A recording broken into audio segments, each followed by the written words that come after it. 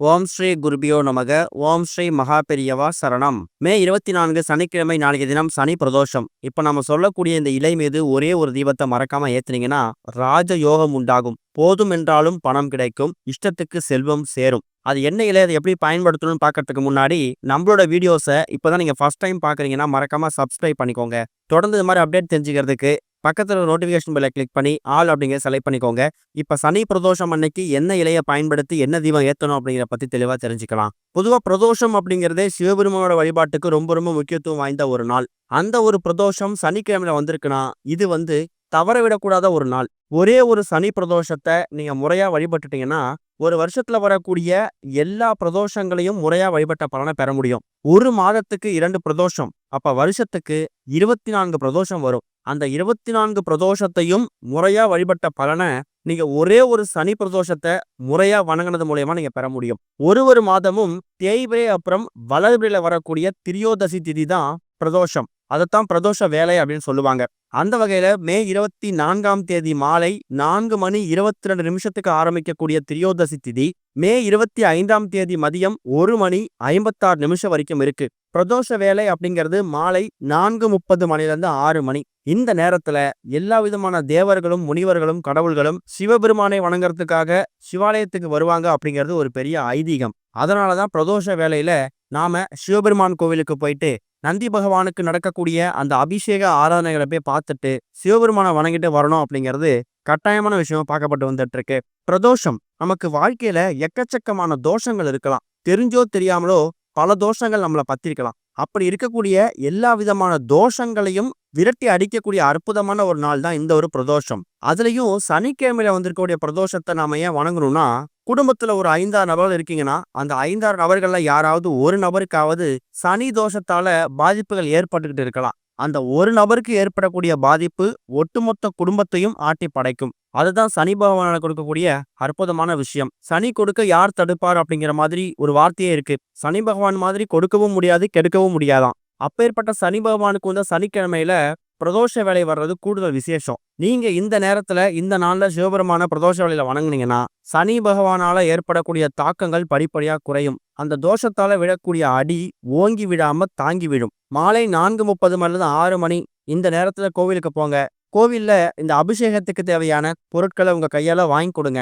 இந்த பொருள் அந்த பொருள் அப்படிலாம் கிடையாது. உங்களால என்ன பொருள் வாங்கி கொடுக்க முடியுமோ அதை வாங்கி கொடுக்கலாம். கூடுமான அளவுக்கு இளநீர், நார்த்தங்காய், பால், பன்னீர், சந்தனம் இது மாதிரி அபிஷேகத்துக்கு வாசனை தேவையான பொருட்களை வாங்கி கொடுக்கலாம். நந்தி பகவானுக்கு அருகம்புல் மாலை தயார் செய்து உங்க கையால எடுத்துட்டு போய் மாலையா மாட்டி விடலாம். அதே மாதிரி வில்வ இலைகளை உங்க கையால தயார் செய்து அதை எடுத்துட்டு போயிட்டு அர்ச்சனை பண்ணலாம். இப்படி பிரதோஷ வேளையில சிவபெருமானையும் நந்தி பகவானையும் வணங்குறதுக்கு எக்கச்சக்கமான விஷயங்கள் இருந்தாலும் வீட்டை நாம செய்யக்கூடிய சில பூஜை முறைகள் நமக்கு பலவிதமான நன்மைகளை ஏற்படுத்தும். கோவிலுக்கு போயிட்டு விளக்கு போட்டுட்டு சிவபெருமானை வணங்கிட்டு கோவில் அமர்ந்து ஓம் நமச்சிவாய அப்படின்னு சொல்லக்கூடிய சிவ மந்திரத்தை 108 முறை உச்சரிக்கணும். உச்சரிக்கக்கூடிய அந்த நேரத்துல செல்போன் யூஸ் பண்ணாம வீட்டுல இருக்கக்கூடிய மற்ற விஷயங்களை பத்தி நினைக்காம இறை நம்பிக்கையோட சிவபெருமான் நினைப்பை மட்டுமே வச்சுக்கிட்டு நீங்க ஓம் நமச்சிவாயன்னு 108 தடவை கோவில் தூள்ல சாஞ்சுக்கிட்டு நீங்க மந்திரத்தை ஜபிச்சீங்கன்னா நீங்க ஒரு முறை ஓம் நமச்சிவாயன்னு கூப்பிடும் போது சிவபெருமான் நீங்க சொல்லக்கூடிய விஷயத்த காது கொடுத்து கேட்பாராம். இப்பேற்பட்ட சக்தி வாய்ந்த இந்த ஒரு பிரதோஷ நாள்ல நீங்க ஏற்றக்கூடிய ஒரே ஒரு தீபம் இருக்குல்ல, இது உங்க குடும்பத்துக்கான ஒட்டுமொத்த சௌபாக்கியங்களையும் கொண்டு வந்து சேர்க்கக்கூடிய அற்புதமான ஒரு தீபம். இந்த தீபத்தை ஏற்றுவதற்கு நீங்க பயன்படுத்தக்கூடியது ஒரே ஒரு இலை, அதுதான் அரச இலை. அரச இலை அப்படிங்கிறது சாதாரண விஷயம் கிடையாது. ராஜயோகத்தை வாரி வழங்கக்கூடிய ஒரு இலை தான் இந்த அரச இலை. மரங்கள்லயே ராஜாவாக அரசனாக இருக்கக்கூடியது இந்த ஒரு அரச மரம். அந்த அரச மரத்துல கிடைக்கக்கூடிய இந்த அரச இலை இருக்குல்ல, இது ரொம்ப சுலபமா எல்லோராலையும் ஈஸியா தயார் செய்து ஏற்றக்கூடிய ஒரு பொருள் தான். விநாயகர்லயே அரச மரத்தடி விநாயகருக்கு சக்தி அதிகம். அதனாலதான் நடக்காத விஷயங்கள் நடக்கணும் அப்படிங்கிறதுக்காக அரச மரத்தடி விநாயகரை வணங்க சொல்றாங்க. அது குழந்தை பாக்கியமா இருக்கலாம், திருமண வரன் அமையாம இருக்கலாம், இல்ல படிச்சுட்டு வேலை இல்லாம இருக்கலாம். எந்த விஷயமா இருந்தாலும் சரி, இது நடந்தா என் வாழ்க்கையில இது ஒரு திருப்பு முனையா இருக்கும் அப்படின்னு நினைப்பீங்க. ஆனா அந்த விஷயம் நடக்கவே நடக்காது. அதுக்கு அரச மரத்தடி விநாயகரை வணங்கலாம். அரச மரத்தடி விநாயகரை வலம் வரலாம். அந்த அளவுக்கு சக்தி வாய்ந்த இந்த ஒரு அரச மரத்துல கிடைக்கக்கூடிய அரச இலை உங்களுக்கு அரச யோகம், ராஜ யோகத்தை வாரி வழங்கக்கூடிய அற்புதமான ஒரு இலை. ஒருவேளை உங்க வீடு பக்கத்துல அரச மரம் இல்ல, வேற என்ன செய்யலாம்? நாட்டு மருந்து கடைகள்ல அரச மரத்து இலை காய்ந்து போய் கிடைக்கும். பரவாயில்ல, வேற வழி இல்லைன்னா நீங்க அதான் பயன்படுத்தி ஆகணும். இல்ல பக்கத்துல அரச மரத்து இலை கிடைக்கும், இல்ல யாருக்கிட்டே சொல்லி தயார் செஞ்சுக்கலாம் அப்படின்னா பிரதோஷ வேலையில மாலை 4:30 6 மணி அந்த நேரத்துல கோவிலுக்கெல்லாம் போயிட்டு வந்துருங்க. அதுக்கப்புறம் வீட்டோட பூஜை அறையில சிவபெருமான் போட்டோ சிலைக்கு முன்னாடி எப்போதும் போல மற்ற விளக்குகளை ஏத்தலாம். காமாட்சி அம்மன் விளக்கு, குத்து விளக்கு, அந்த விளக்குகளுக்கும் இப்ப நாம சொல்லக்கூடிய விளக்குக்கும் சம்மந்தமே கிடையாது. ஏன்னா இந்த ஒரு அரச இறைவனேற்றோட தீபம் வந்து தனி தீபம். இதுக்கு நீங்க சம்மந்தப்படுத்திக்க வேண்டாம். மற்ற விளக்குல ஏத்தி வச்சுட்டு சிவபெருமானுக்கு ஒரு நைவேத்தியம் செஞ்சு படைச்சிடுங்க.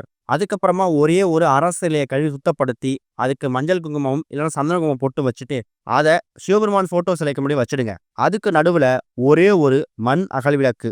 ஒருவேளை மண் அகல் விளக்கு இல்லைன்னா சின்னதா ஒரு குபேர விளக்கோ, காமாட்சி விளக்கோ பயன்படுத்திக்கலாம். பொதுவா சிவபெருமானுக்கு எந்த தீபம் வேணாலும் போடலாம். பிரதோஷ வேளையில நெய் தீபம் போடுறது விசேஷம். அதனால அரச இலை மீது வைத்திருக்கக்கூடிய அந்த மண் அகல் விளக்கா இருந்தாலும் சரி, இல்ல காமாட்சி அம்மன் விளக்கு, குத்து விளக்கா இருந்தாலும் சரி, அந்த இலை மீது வைத்திருக்கக்கூடிய தீபத்துக்கு கொஞ்சமா நெய் ஊற்றி நீங்க தீபம் போடணும். அந்த தீபம் எரியக்கூடிய அந்த நேரத்துல ஓம் நமச்சிவாய அப்படின்னு சொல்லக்கூடிய சிவ மந்திரத்தை எவ்வளவு முறை உச்சரிக்க முடியுமோ உச்சரிச்சுக்கிட்டே இருங்க.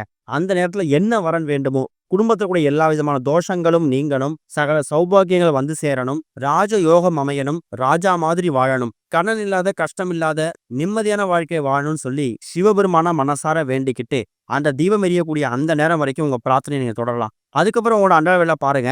வீட்டுல மற்ற விளக்குகள்லாம் எவ்வளவு நேரம் எரியுதோ அவ்வளவு நேரம் இந்த காமாட்சி அம்மன் விளக்கு, குத்து விளக்கு நேரம் வரைக்கும் அரச இலை மீது வைத்திருக்கக்கூடிய அந்த தீபம் எரியட்டும். தீபம் எரிஞ்சு முடிஞ்சதுக்கு அப்புறமா அந்த தீபத்தை குளிர வச்சுட்டு நீங்க உங்க அன்றாட வேலை பார்க்கலாம். மறுநாள் தூங்கி எழுந்ததுக்கு அப்புறம், அதாவது ஞாயிற்றுக்கிழமை மே 25ஆம் தேதி அந்த அகல் விளக்கை மட்டும் எடுத்து சுத்தப்படுத்திட்டு அந்த அரச இலைய பத்திரப்படுத்தி வச்சுக்கோங்க.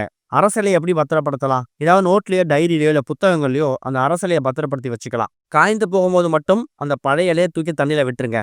இது மாதிரி சனிக்கிழமையில வரக்கூடிய இந்த ஒரு பிரதோஷ வேளையில மாலை 4:30, 6 மணி அந்த நேரத்துல கோவிலுக்கு போய் வழிபாட முடிச்சுட்டு, இல்ல ஒரு கோவிலுக்கு போகலனாலும் பரவாயில்ல, போக முடியலனாலும் பரவாயில்ல, வீட்டுல இந்த ஒரு அரச இலை மீது ஏற்றக்கூடிய தீபத்தை ஏத்தி வச்சுட்டு உங்க பிரார்த்தனைய மடிப்பச்சையா சிவபெருமான் கிட்ட கேட்டீங்கன்னா, கூடிய சீக்கிரம் அந்த கோரிக்கைகள் எல்லாத்தையும் சிவபெருமான் காது கொடுத்து கேட்டு அதை நிறைவேற்றி கொடுப்பாரு. அதே மாதிரி தான தர்மங்கள் ரொம்ப முக்கியம். சனிக்கிழமையில வரக்கூடிய பிரதோஷத்துல நீங்க தானம் பண்ணீங்கன்னா அது பன்மடங்கு வளரும். பொதுவா சனிக்கிழமையவே வளரக்கூடிய நாள்னு சொல்லுவாங்க. அதனாலதான் சனிக்கிழமையில மருந்து மாத்திரைகள் வாங்க தவிர்க்கணுமா. அப்படிப்பட்ட நாள்ல பிரதோஷம் வந்திருக்கக்கூடிய அந்த நேரத்துல நீங்க உங்க கையில தானங்கள் செஞ்சீங்கன்னா, அந்த தானங்கள் மூலயமா வரக்கூடிய அந்த புண்ணியங்கள் உங்களுக்கு 10 மடங்கு சேரும். மேலும் மேலும் தானங்கள் செய்யற மாதிரி கடவுள் உங்க வாழ்க்கையை மேம்படுத்திக்கிட்டே இருப்பாரு. நீங்க வளர வளர நீங்க தானங்கள் செஞ்சுக்கிட்டே இருப்பீங்க. இதுதான் பிரதோஷ வேளையில தானம் செய்யறதுக்கான முக்கியமான நோக்கம். இந்த வருடம் மே 20 நமக்கு சனி பிரதோஷம் வந்திருக்கு. மே 10ஆம் தேதியும் ஒரு சனி பிரதோஷம் வந்துச்சு. அதை தவற விட்டவங்களுக்கு இந்த மே 24ஆம் தேதி வந்திருக்கக்கூடிய பிரதோஷம் சனி பிரதோஷம் பயன்படுத்திக்கோங்க. ஓம் ஸ்ரீ குருபியோ நமக. ஓம் ஸ்ரீ மகா பெரியவா சரணம்.